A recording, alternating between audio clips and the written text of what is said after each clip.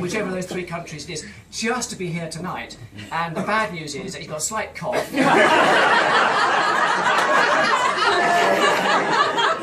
Just like to say that the quarantine period for Ebola is 3 weeks, and when you're leaving here tonight, apart from not banging on the dustbins and vomiting people's gardens, there will be coaches up the road to take you in single file to a deserted nunnery where you're spending 3 weeks while people work out whether you've got Ebola virus or not.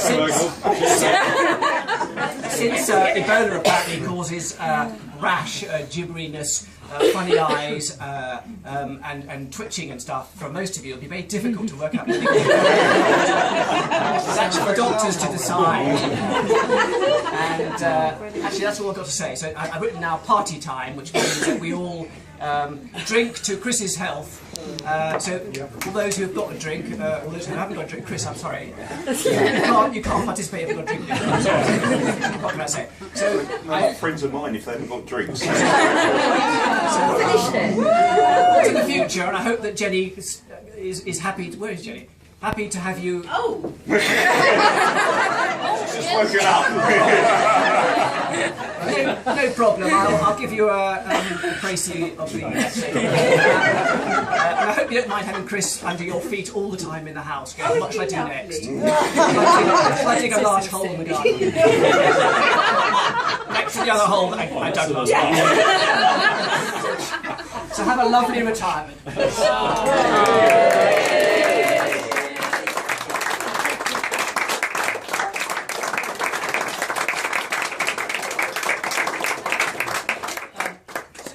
You're also short ass. Do you want to stand on here? Or do you want to... I think I'm quite happy down here. You've got a very loud voice, so we'll worry about it. Yeah. So I just thought I'd run through the answers from the quiz, of which most people only kind of did averagely on. And then I think Chris is going to elaborate on the 5 true stories for us. That we know of. Family here, so maybe not elaborate that much. So just to say that there was one clear winner, which was Alison from PRH, wherever she is.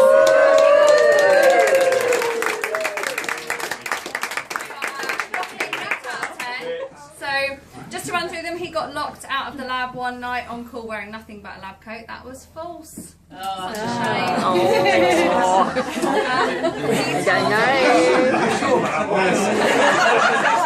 Actually, maybe he just didn't tell me about that. Maybe he did. You only wanted 5, didn't you? We did give the false one. He told someone, a new trainee BMS, that they could help themselves to a carton of apple juice in the tea room which contained urine. That was false.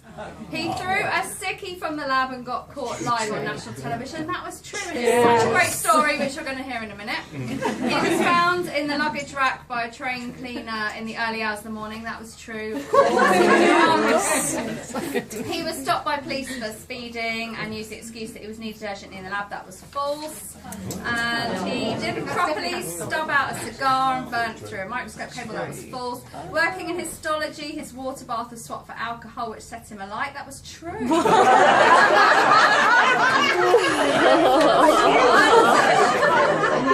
He didn't get rolled up in a carpet thinking he was paralysed, but apparently someone else at Brighton did. That was John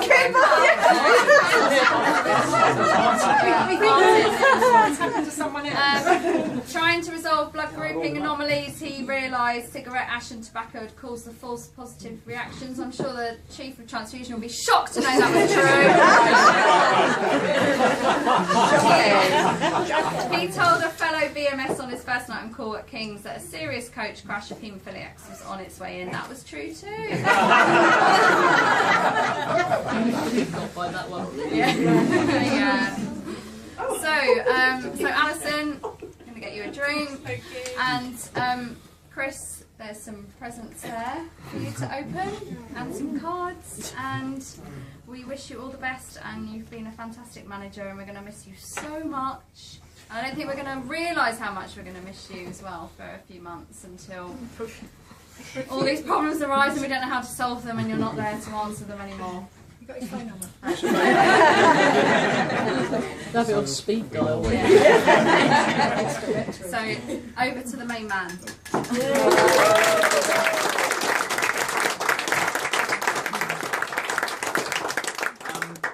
Well, thanks for that. I wasn't expecting that, and some of the ones that I told you were false. You made up. You've done too. Were actually true, but I mean, we won't go into that as my daughters are here. And thanks, Paul, for the few kind words. I'm quite used to only getting a few kind words from Paul. And it's been great working with you all. So I'm actually going to miss you all a lot.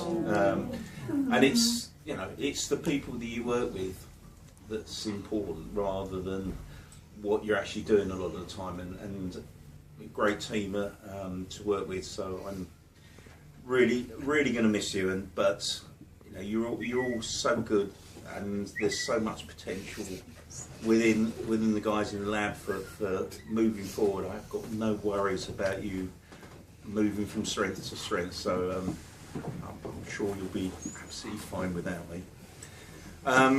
Yes, some of the stories. some of the issues, and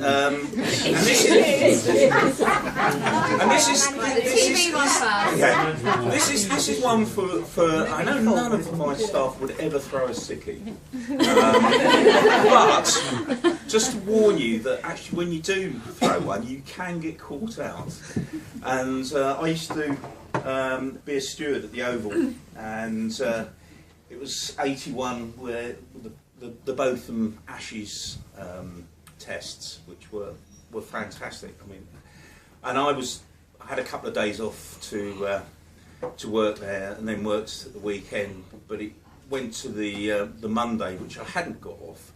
And although I think we'd already won the Ashes by then, it was still fantastic. So I sort of made a little phone call, and I wasn't working in the NHS at the time. It was a private lab, so it doesn't matter. It doesn't matter. It wasn't proper medicine,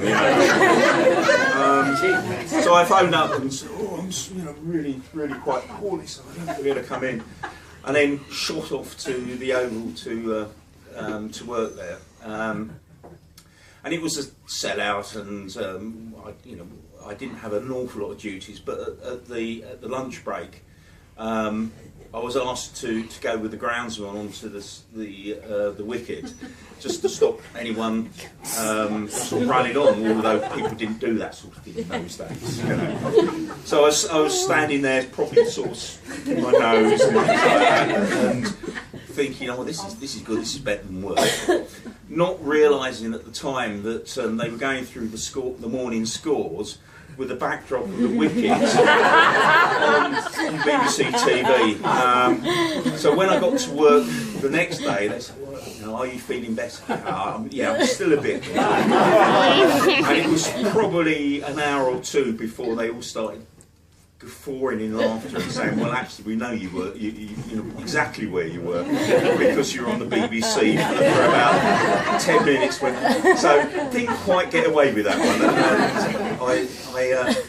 I did leave the London clinic fairly shortly afterwards to Guy. So so just be